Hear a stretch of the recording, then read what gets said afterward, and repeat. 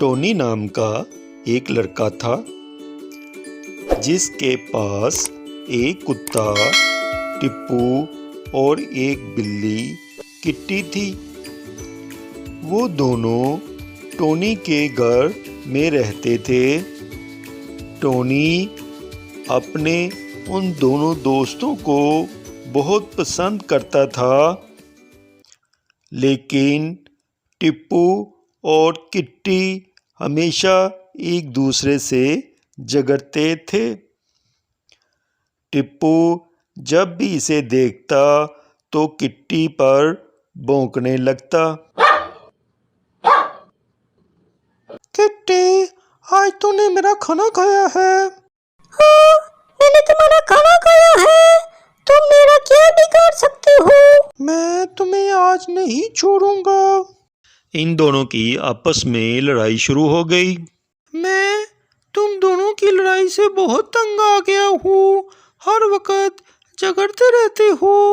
मैंने तुम दोनों को कमरे में बंद कर देना है। एक रात टोनी के घर एक डाकू आ गया। टिप्पू ने डाकू को देखा तो जोर जोर से भौंकने लगा। अचानक डाकू डंडा लेकर टिप्पू को मारने के लिए आगे बढ़ा। किट्टी ये सब देख रही थी। अरे अरे नहीं, ये डाकू टिप्पू और टोनी को नुकसान पहुंचाएगा। किट्टी ने सोचा और वो भागकर डाकू के पास गई।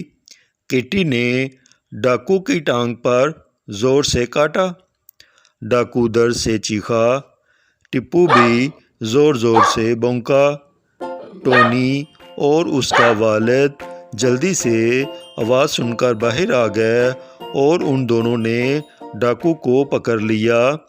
किट्टी, मुझे माफ़ कर दो।